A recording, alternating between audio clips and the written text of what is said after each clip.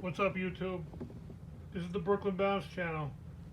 I'm back today with part 2 of chapter 13 of the book Anthony's Boy, The Prince of Bath Avenue. The true story of former Bonanno family hitman Joey Calco. Written by Richard Stanley Kagan. This is chapter 13, part 2. Moving along. Hello, dear, I say to my wife on coming home at 5 in the morning. Hello, Joey, my wife says to me. How many Colombos did you kill this morning? And I say, I got 10 of them and made $3,000. And she says, only $3,000? Well, I'm sure you'll have better luck next time. You know, we just can't live on $3,000 a day anymore. What with all the milk I have to buy for the kids, so they'll grow up and to be big, strong men like you, dear. Okay, next paragraph. Now we have a sweet thing going. As long as the war goes on, except for one thing. And that one thing is Frankie Goya, who wants to kill Tommy and me. He goes to Georgie Conti, who was a captain with the Lucchese's, and asks for permission for a hit, but Georgie wants more information about the incident and stalls Frankie because Georgie knows me and doesn't want me to get killed. Georgie doesn't like Frankie Goya and thinks that Frankie is a rat.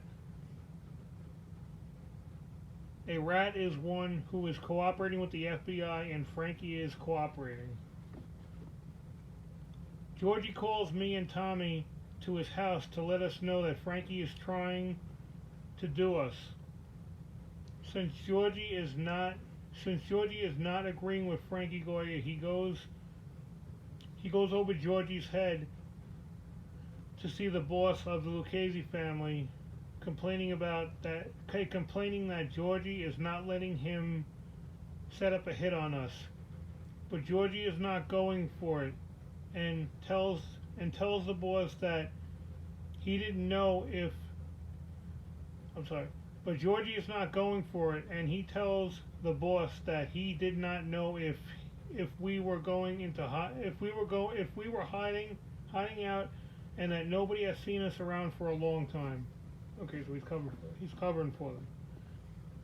Me and Tommy would be at Georgie's house every night,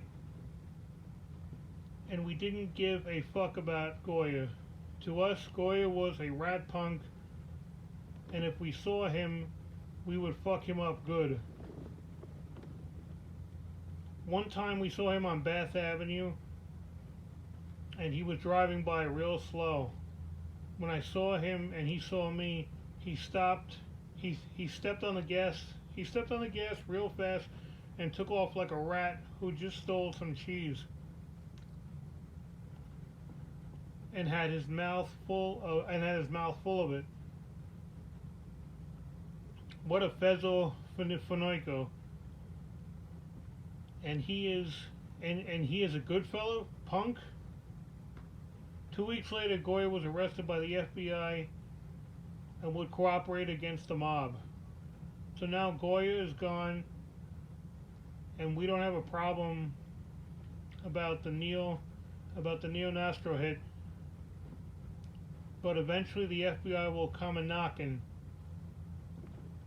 But right now, we are out making money on the avenue and making a new name for ourselves.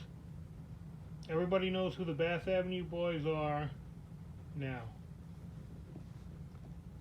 Our friend Chris Pazziello is taking on bank burglaries and teaching us how to get into the night deposit boxes and take all the money out. And it is easy, with no bullets flying around your heads or punks that will rat us out. We are making lots of cold hard cash, and Chris is going on a binge of cross-country bank burglaries, and me and my friends are robbing banks all over the neighborhood. But instead of burglaries at night, we are doing a much braver approach. We are doing a smash and grab locally. We are waiting on the mornings before the bank opens up at 8 a.m. When the teller goes out to the night deposit box and takes the money bags from the safe, then we smash the bank window, grab the money bags. Bingo. Plus, we are sticking up supermarkets and robbing supply trucks with cigarettes. I mean, we are sticking up everybody. We are sticking up anybody we can to make money. One time, Chris had a big score for us to do. It would be one of our biggest smash and grabs ever. This would be in December, and it would be at one of the busiest places in Staten Island, the Staten Island Mall. In 1992, the boys planned to score at the Staten Island Mall Bank. Tommy Reynolds, Jimmy Calandra, Chris Paziello, and Gerard were the two ones who did the planning and the robbery. One day the boys go to the mall early in the morning. Chris is waiting inside with a walkie-talkie, and the guys are waiting outside. Chris gives a signal, and one of the guys move into action. Tommy and Jimmy jump out of the SUV, run up into the mall, smash the window, grab the cash, jump into the bank. Smash the window, crash, and jump into the bank, grab a shopping cart, fill it up with the money bags. With the cart full of money, they ran to the SUV and fill it to take off. They drive for a while and pull into the home of a friend of Chris from Staten Island. They get away. Later that day, I get a call from the boys. They tell me all the details about the robbery. Tommy tells me they left the same amount of money behind on the floor of the bank because it wouldn't fit in the cart. When they finish counting the money, it's a whopping $460,000. A big hit. We are all very happy. This is December, Christmas time. Christmas time and Santa Claus have come early for us. Paulie, Joe Benanti, and me get a little taste of the money as a sign of respect from our friends, so we can have a happy Christmas. It is also a good time because we are in action with all of our pockets full. Tommy, Fabrizio, and me would go on to rob a few banks in the city for ourselves and make some money. Chris would hook up with a friend on Staten Island and rob banks of their own. One time, Tommy Reynolds calls me and tells me that Chris has a plan for a home invasion in Staten Island. He gets a tip from a friend of his. The friend tells him that the owner of the house has $500,000 inside the house. Chris Paziello contacts Tommy Reynolds and Jimmy Calandra and sets up a date to do the score. This will be a big payday for the boys, especially after that Staten Island robbery, after the Staten Island robberies of the mall and bank. This will really be big. The boys go out to this house in the rich part of Staten Island. Chris is the driver and stays in the car. Tommy and Jimmy go to the house, ring the bell. The door opens up, and Tommy and Jimmy push their way in with guns drawn and yell, "Back the fuck up." Tommy grabs the woman who is the homeowner. The husband is upstairs. The children are in their rooms. They hear the mother scream and run down to see what's going on. They see Tommy and Jimmy in the foyer with the mother in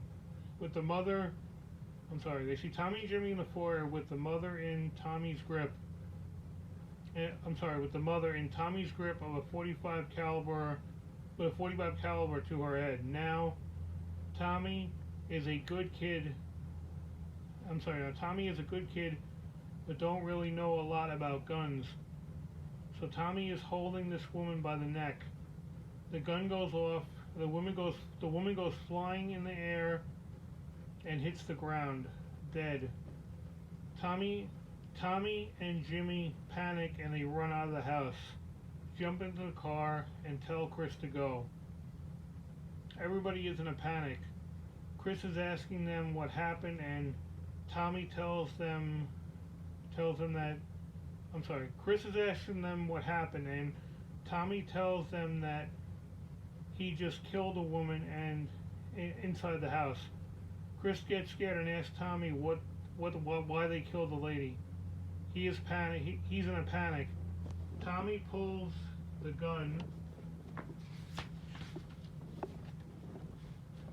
to Chris's head and tells him that if he doesn't shut the fuck up, that he was going to put a bullet in his head. So Chris gets scared and shuts up. The next day, Tommy calls me up and tells me that he wants to see me. So we meet in the diner in Staten Island, and I can see that he's very upset and nervous. I ask him what's up, and he explains what happened the night before. He tells me everything that happened in the house. He tells me everything that happened in the house, and tells me that the gun went off accidentally and the lady got killed. He feels very bad about this. It's not like he was killing a wise guy or a rat, which would make us feel good, but killing a lady like that is not good for anybody, and no good for business. Not good for business at all. Now Tommy has a problem because the woman who got killed in the score. Now Tommy has a problem because a woman got killed in the score, and Tommy is with the mob, which he knows is not good for him because the people higher up are not going to like this kind of publicity. This woman is a well-known and respected member of the community, and it is all over the news reports already. The cops are asking who did the crime, and Tommy is scared that he is going to get killed by the mafia. So I go to Brooklyn to see Paulie Galino and Joe Bonanno at Sparrow's Club on Bath Avenue. We talk about the situation. Joe is very upset about this and tells us that if the boss finds out about this, that Tommy is going to get killed. Me and Paulie stick up for Tommy, especially because Tommy is a good friend of mine, and I don't want to see anything happen to him. I convinced Joe Bonanno to let Tommy live. Everything has calmed down on Staten Island. The cops don't know who did the killing. Chris has packed up and gone to Miami to live. He doesn't want to be around Tommy anymore. Chris is scared that Tommy is going to kill him and not leave a witness. Dead men tell no tales, they say. I don't blame him for leaving because Tommy Reynolds and me have a reputation for putting people's lights out. Tommy's too dangerous to be around, but I take a chance with him because he's my friend. He may be careless and stupid, but he's still my friend, and I have to help him all that I can because I know he would do the same thing for me if I was in his shoes. Chris Chris does real good in South Beach, Miami, and opens up a club called Club Liquid. This club becomes one of the hottest clubs in South Beach, and Chris would be mingling with top celebrities and politicians in Miami. I would go down to Miami to see him and hang out at the club, and eventually go partners with him on some of the older clubs and restaurants that he would open in South Beach. Back in Brooklyn, things are going good. Things are going good again for me and the boys. Things are going good again for me and the boys, selling drugs and robbing drug dealers, and doing scores wherever we find them. Finding a score would be a special talent of ours. We would go all over the city and all over the neighborhoods to see who and what we could rob. We were like Robin Hoods, only we didn't give our scores to the poor. We kept it for ourselves because we didn't want to be poor or become a burden to society. We did what we had to do in the streets of Brooklyn to survive. It was like the old days all over again. When you are in the mafia, you have to make money to cough up to your boss or the family. This is the way of life of La Cosa Nostra. You make money, you pay up. It's kind of like the way it taxes in the outer world, which is above the underworld, which everyone knows is there is nobody but the mob can see it. I'm gonna read that one over again. You make money, you pay up. It's kind of like the way a tax is in the outer world, which is above the underworld, which everyone knows is there, but nobody in the mob can see it. Okay, that's it for chapter 13. I'll be back with chapter 14 later on today. Well, let me see if I can do this all in one video. Yeah, I could do chapter 14 all in one video. Alright, I'll be back later on this evening, probably around 5-6 o'clock tonight with chapter 14. Please subscribe to my channel. Please help my channel grow. Please share my videos. Please help me get to 1,000 subs. Any donations to the channel would be appreciated. All donations via Cash App will be put right back into the channel. Better cameras, better microphone, one where I can pause it because of my speech, where I could pause it every so often. If anyone wants to donate, my Cash App is in the description. Please like, subscribe, share, comment, and I'll see you later on with the other chapter. Thank you.